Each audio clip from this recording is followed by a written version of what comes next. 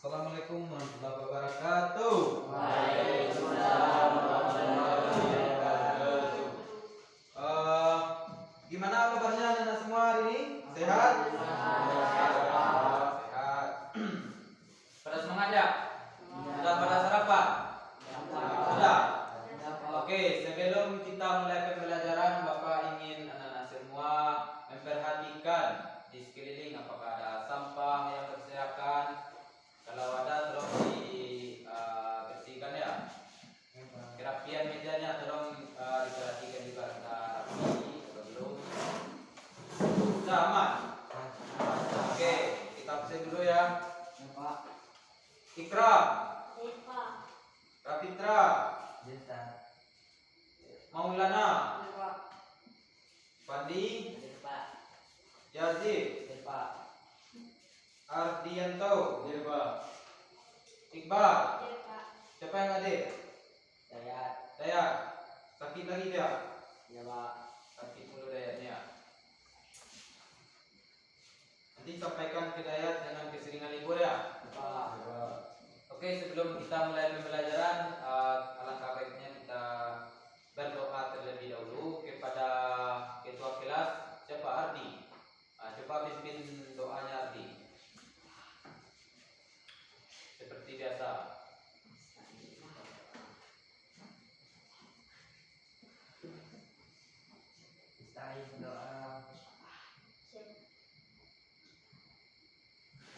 Ista'in ikra doa. Bismillahirrahmanirrahim.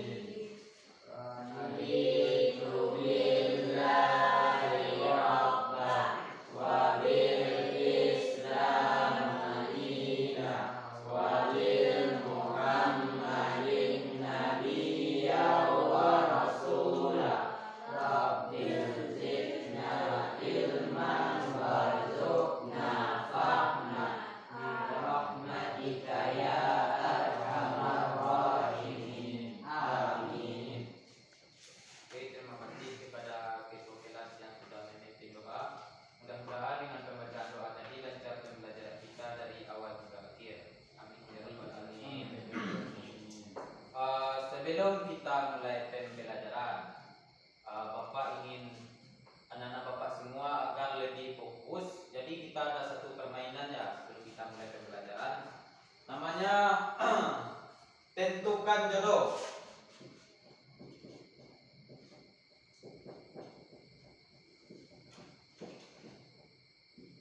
Jadi nanti anak-anak Bapak suruh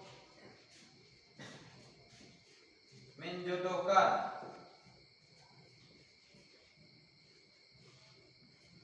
satu-satu ya. Cari jodoh dari angka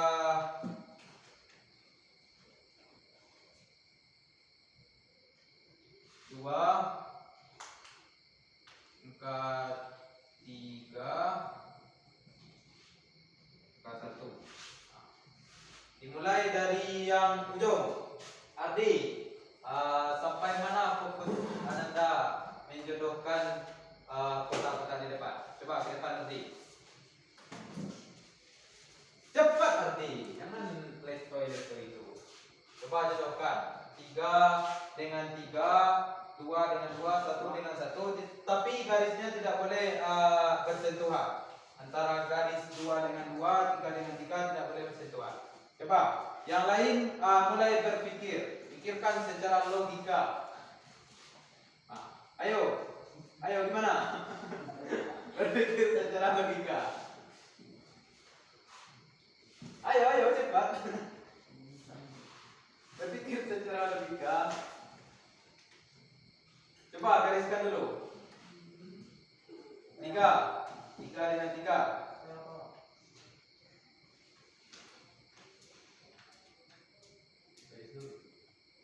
Ya terserah Ardi mau gimana garisnya. Tapi nanti kalau garis 2 gak boleh bertemu dengan garis 3.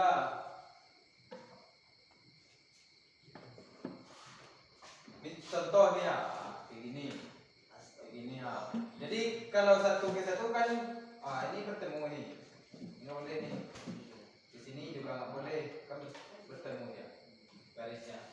Nah, coba harus dipikirkan secara logika, gimana cara ngasih garisnya tanpa bersentuhan. Gak bisa. Coba yang lain, ada yang bisa. Coba, Pandi, maju ke depan. Pikirkan secara logika.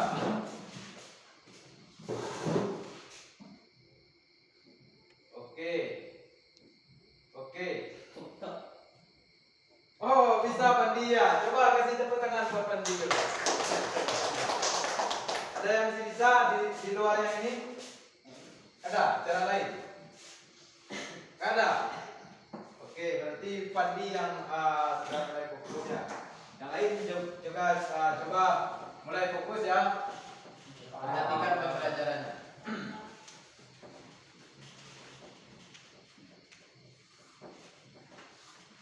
Baik, pada pertemuan kali ini kita akan belajar akidah akhlak tentang bersyukur kepada Allah Subhanahu wa taala. Itu judulnya ya.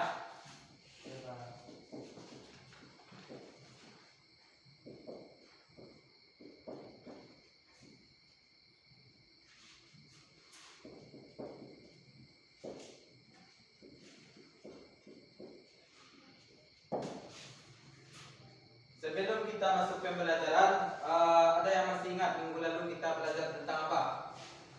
Coba Yazid, belajar tentang apa minggu lalu? Tentang Salat. sholat. Apa pengertian sholat secara bahasa? Salat secara bahasa adalah doa. Doa. Kalau secara istilah? Salat secara istilah adalah ibadah yang dilaksanakan umat Islam dimulai dengan takbiratul ihram diakhiri dengan salam. Oke, berarti masih paham ya pembelajaran kita yang minggu lalu tentang sholat. Jadi pada hari ini kita akan belajar tentang bersyukur kepada Allah Subhanahu wa taala. Pada pembelajaran kali ini tujuan pembelajaran kita diharapkan anak-anak Bapak nanti paham mengenai makna bersyukur.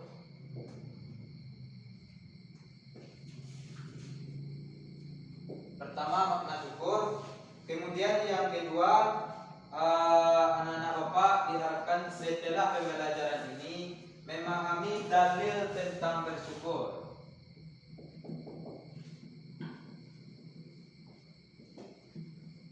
Kemudian yang terakhir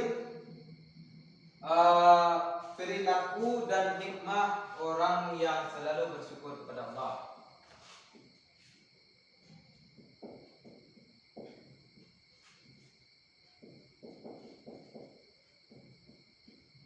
Paham? Jadi yang tiga ini yang akan kita pelajari pada hari ini. Yang pertama itu makna bersyukur, apa pengertian bersyukur kepada Allah. Yang kedua, dalil tentang bersyukur, diperintahkannya kita bersyukur kepada Allah. Dan yang terakhir, perilaku dan hikmah orang yang bersyukur kepada Allah. Yang pertama kita masuk ke makna bersyukur. Ada yang tahu apa itu artinya syukur? Ada yang sudah tahu apa arti syukur?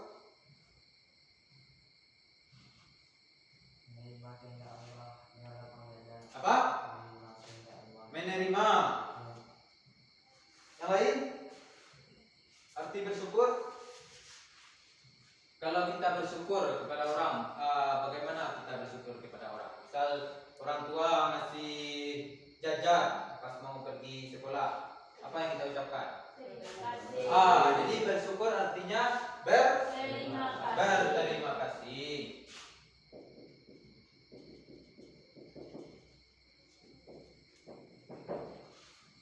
Kalau bersyukur kepada Allah, apa maksudnya bersyukur kepada Allah?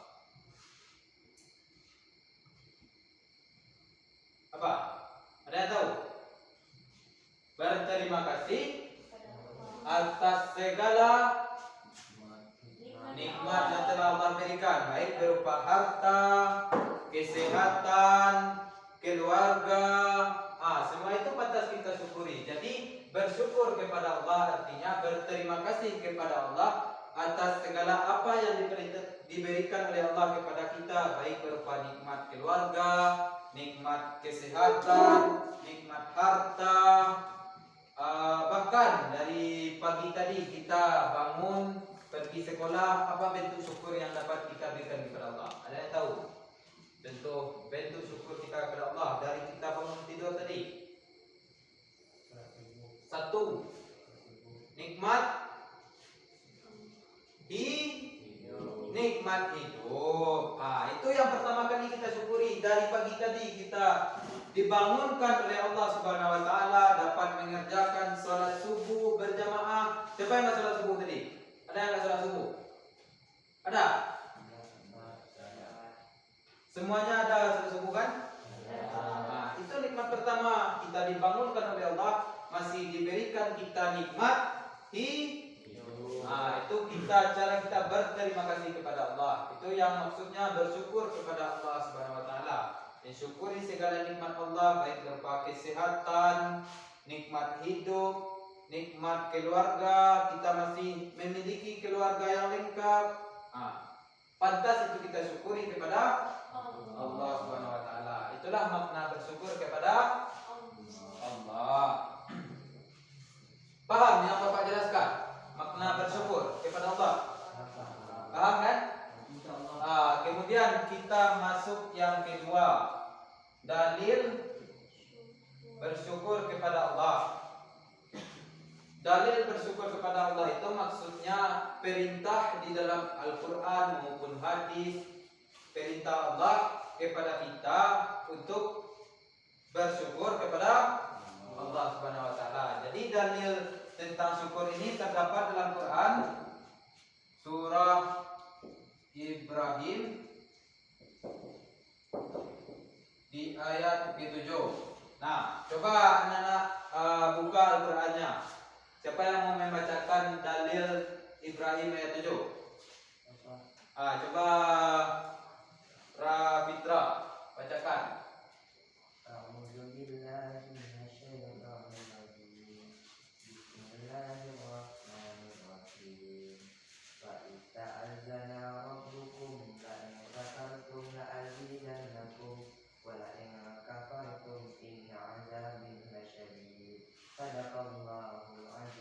Oke, bagus. Siapa yang mau membacakan artinya? Saya Pak. Coba Ardianto bacakan artinya.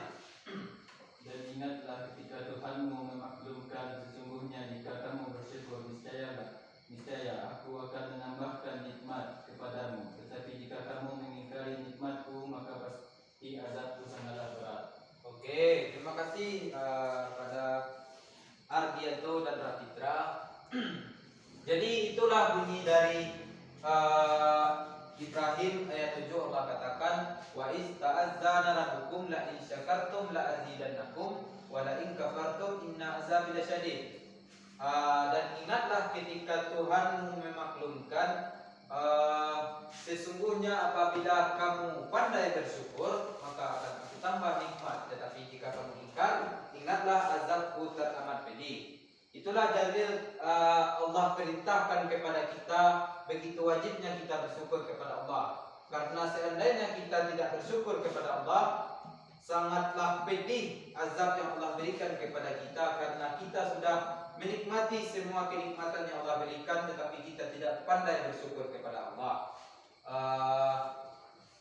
Itulah dalil dari kita bersyukur kepada Allah, diperintahkan oleh Allah. Jadi ada 3 bentuk syukur kepada Allah dalam kehidupan kita sehari-hari. Jadi bersyukur kepada Allah itu kita dibagi kepada 3 cara kita bersyukur. Yang pertama ada yang tahu? Yang pertama bersyukur dengan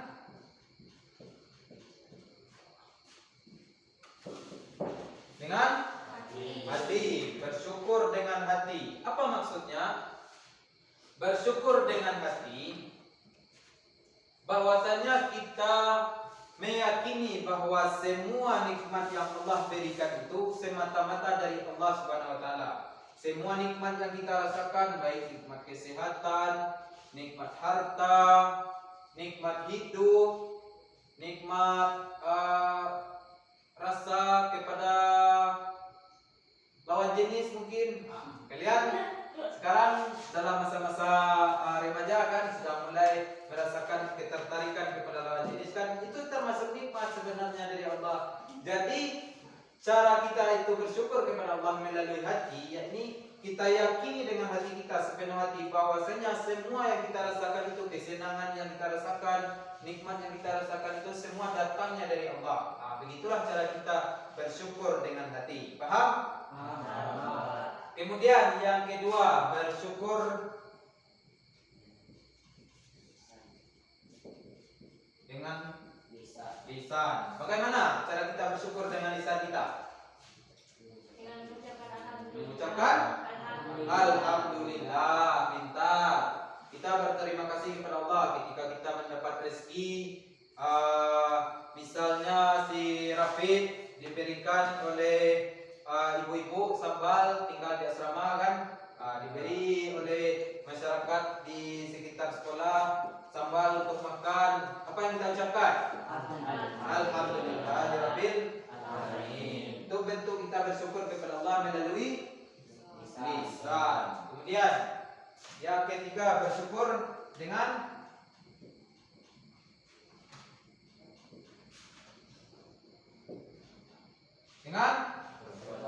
perbuatan.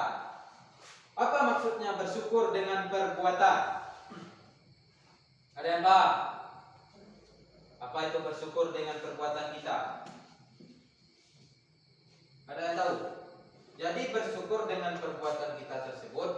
Contoh, ketika kita menerima kelebihan rezeki, kita mendapatkan uang ataupun mendapatkan sambal dari masyarakat bagi yang tinggal di asrama, atau kita dilebihkan oleh orang tua kita kiriman beras ataupun sambal dari kampung.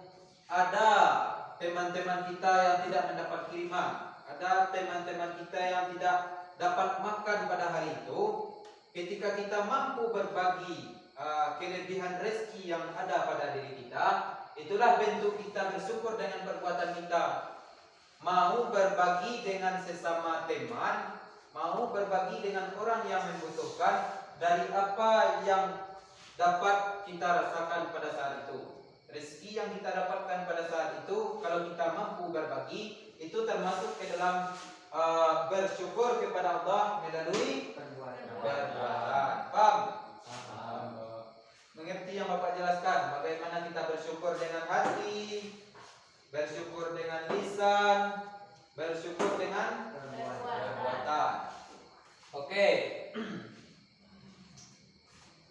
Selanjutnya, perilaku dan hikmah ketika kita bersyukur kepada Allah Subhanahu wa taala. Bapak mau tanya, ada yang tahu bagaimana perilaku kita sebagai orang yang bersyukur? Pertama bersedekah. Yang kedua bersedekah. Itu bentuk termasuk ke dalam perbuatan kita bersyukur dengan perbuatan tadi kan, bersedekah kepada orang-orang, itu termasuk kepada perilaku orang yang bersyukur kepada Allah. Kemudian ada yang lain. Ketika kita diberikan kesehatan, bagaimana cara kita memanfaatkan kesehatan kita tersebut? Membantu orang yang kesusahan.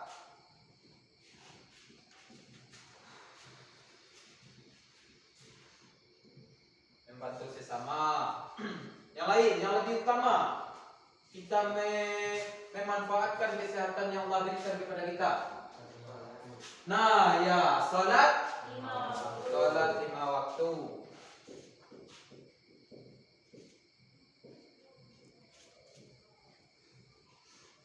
Itu bentuk paling utama perilaku orang yang bersyukur kepada Allah. Ketika diberikan kesehatan kepada dirinya, dia mampu memanfaatkan kesehatannya tersebut untuk beribadah kepada Allah. Itulah hal yang paling utama bentuk kita bersyukur kepada Allah. Kemudian bersedekah, membantu sesama, salat 5 waktu. Yang lain apa? Berzikir.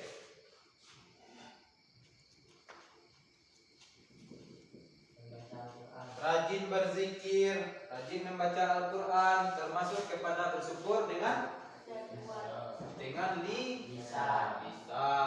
Itulah bentuk kita bersyukur kepada Allah. Memanfaatkan segala kesehatan, segala kesempurnaan yang Allah berikan kepada kita, sering berzikir kepada Allah, berterima kasih kepada Allah, membaca Al-Quran. Itulah bentuk kita bersyukur kepada Allah dengan lisan. Itulah bentuk-bentuk perilaku orang yang bersyukur kepada Allah. Kemudian kita masuk kepada hikmah. Hikmah kita bersyukur kepada Allah dalam sebuah cerita. Kita dapat mengambil teladan dalam kehidupan Nabi Ibrahim. Bagaimana Nabi Ibrahim itu selalu bersyukur kepada Allah ketika ditimpakan musibah kepada beliau dengan penyakit, kehilangan anak. Apa hikmah pertama yang beliau berikan kepada kita? Hikmah pertama yang dapat kita teladani dari Nabi Ibrahim yaitu tidak ada satupun orang yang dekat dengan Allah yang tidak diuji oleh Allah. Paham? Tidak ada satupun orang yang dekat dengan Allah Subhanahu wa taala yang tidak diuji oleh Allah. Jangan kita kira ketika kita dekat dengan Allah, kita bertobat kepada Allah, hijrah kepada Allah, jangan kita kira ketika kita melakukan semua itu kita tidak akan diuji oleh Allah. Itu sudah pemahaman yang fatal itu namanya. Sebab apa? Dalam keteladanan Nabi Ibrahim alaihissalam, Nabi Ibrahim itu orang yang selalu dekat dengan Allah. Ada yang tahu apa gelar Nabi Ibrahim? Ada yang tahu? Nabi Ibrahim itu digelari oleh Allah dengan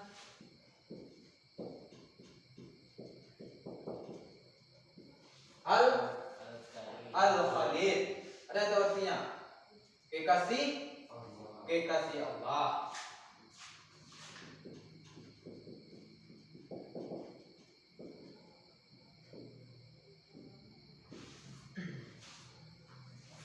Nabi Ibrahim yang seorang Al-Khalid, kekasih Allah. Kalau kekasih itu sudah terbayangkan oleh kita bagaimana kedekatan kita dengan seseorang. Ada yang sudah punya kekasih di sini? Coba jujur. Ada yang sudah punya kekasih di sini? Bagaimana dekatnya kita dengan kekasih kita kan? Kalau bisa kekasih itu dicari setelah tamat sekolah aja ya.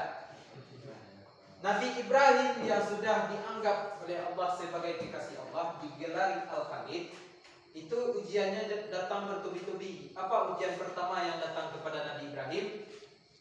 Ujian pertama yang datang kepada Nabi Ibrahim datang dari seorang ayah yang tidak menyembah kepada Allah. Apa kata Nabi Ibrahim kepada ayahnya? Wahai ayahku, kenapa engkau jadikan berhala sebagai Tuhanmu? Itu kata Nabi Ibrahim kepada ayahnya yang tidak menyembah kepada Allah. Apa jawab ayahnya Azar kepada Ibrahim? Ada yang tahu apa jawabnya? Wahai anakku, seandainya engkau tidak berhenti menceramahi aku, maka akan aku pukul kepalamu dengan batu hingga mati. Coba anak-anak bapak semua bayangkan bagaimana tertekadnya Nabi Ibrahim mendapati ujian seorang ayah yang tidak menyembah kepada Allah Subhanahu wa taala.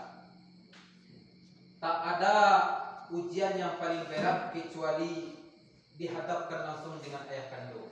Apa jawab Nabi Ibrahim ketika ayahnya berkata seperti itu? Wahai ayahku, aku tidak akan berhenti memohonkan ampun kepada Allah. Mudah-mudahan dosa-dosamu diampuni oleh Allah. Tidak kasar jawab Nabi Ibrahim. Itulah pelajaran pertama, hikmah pertama yang dapat kita ambil dari keteladanan Nabi Ibrahim, bahwasanya ketika kita dekat dengan Allah, belum tentu kita tidak diuji oleh Allah. Semakin dekat umat dengan Allah, semakin banyak ujian yang Allah berikan kepada kita. Karena bentuk kasih sayang Allah kepada kita. Ketika Nabi Ibrahim dibakar dengan api, apa kata Allah? Ya nak. Siapa yang membakar Nabi Ibrahim dengan api? Pemimpin Quraisy. Ketika Nabi Ibrahim dibakar dengan api oleh pemimpin Quraisy, apa kata Allah? Ya nar, wahai api, kuni bardan wa salaman ala Ibrahim. Menjadi dinginlah dan menjadi keselamatanlah atas Ibrahim. Andai kata, coba anak-anak bapak bayangkan, kalau seandainya Allah tidak menutup ayat tersebut dengan kata salaman, bagaimana keadaan Nabi Ibrahim? Hangus terbakar, pasti hangus terbakar kan? Tapi karena kasih sayang Allah kepada Nabi Ibrahim, Allah katakan uni bardan wa salaman ala Ibrahim. Menjadi dinginlah dan menjadi keselamatanlah kepada Ibrahim. Jadi anak-anak bapak semuanya, kedekatan kita itu kepada Allah bukan menghilangkan cobaan dari Allah, tidak menghilangkan ujian hidup yang Allah berikan kepada kita, akan tetapi ketika kita dekat dengan Allah, kita akan diberikan kekuatan lebih untuk menghadapi ujian-ujian yang akan Allah berikan kepada kita. Itu contohnya ketika Nabi Ibrahim dibakar dengan api, dihadapkan dengan ayahnya yang tidak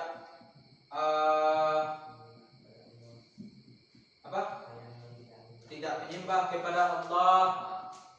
Itulah kekuatan yang Allah berikan, mampu Nabi Ibrahim melewati ujian-ujian yang Allah berikan. Karena kasih sayang Allah diberikan Nabi Ibrahim kekuatan lebih. Kemudian hikmah yang kedua, tidak ada tempat menyembah ataupun tempat meminta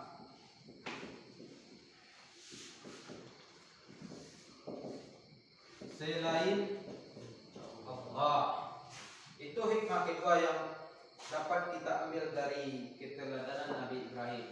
Tidak ada tempat meminta selain kepada Allah Subhanahu wa taala.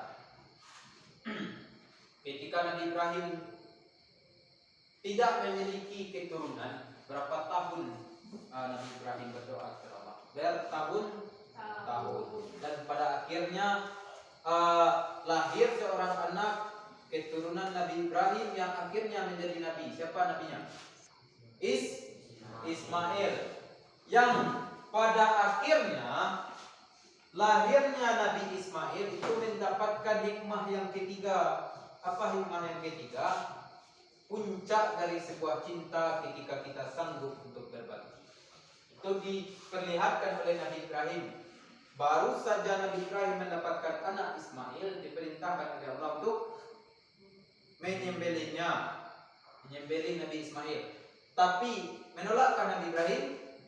Tidak. Dengan ketaatan kepada Allah dan kepatuhan Nabi Ibrahim kepada Allah, disembelihlah Ismail. Tetapi dengan kasih sayang Allah, ditukarlah Ismail dengan kambing. Apa pelajaran yang dapat kita ambil? Kalau kita mau berbagi kepada orang-orang yang membutuhkan, itulah puncak dari sebuah cinta kita terhadap nikmat yang Allah berikan kepada kita. Paham? Jadi mungkin itulah pembelajaran kita pada hari ini tentang bersyukur kepada Allah Subhanahu wa taala. Gimana Ikram? Ngantuk? Kalau ngantuk kita akhiri pembelajaran kita pada hari ini. Ya, sudah ngantuk? Sudah mau tidur? Oke, kita jemput lagi dari atas. Kita ulang ya, sudah paham tadi kan? Apa pengertian bersyukur kepada Allah? Berterima kasih kepada Allah Subhanahu wa taala atas nikmat yang Allah berikan. Kemudian dalil tentang bersyukur kepada Allah terdapat dalam surat apa? Ibrahim ayat 7. Ya, Ibrahim ayat 7 tadi Rafitra. Kemudian bagaimana perilaku orang yang bersyukur kepada Allah? Bersedekah, salat 5 waktu, berzikir, membaca Al-Quran, kemudian membantu sesama. Itulah perilaku orang yang bersyukur kepada Allah. Baik, mungkin Bapak kira anak-anak Bapak semua sudah paham ya pembelajaran kita pada hari ini.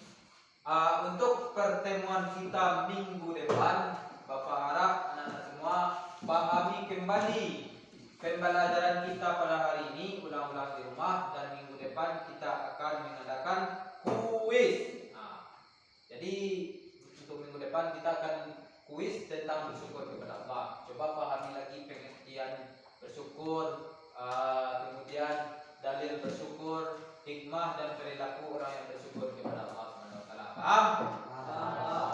Oke, kalau sudah paham semua, mari kita tutup pembelajaran kita pada hari ini karena Ikram juga sudah ngantuk kayaknya.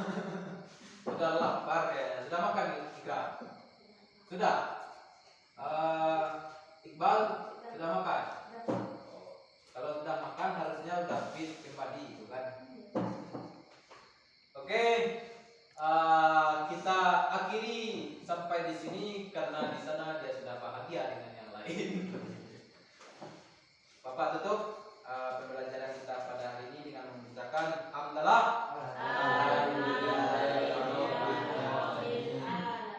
Wabillahi taufiq wal hidayah. Assalamualaikum warahmatullahi wabarakatuh.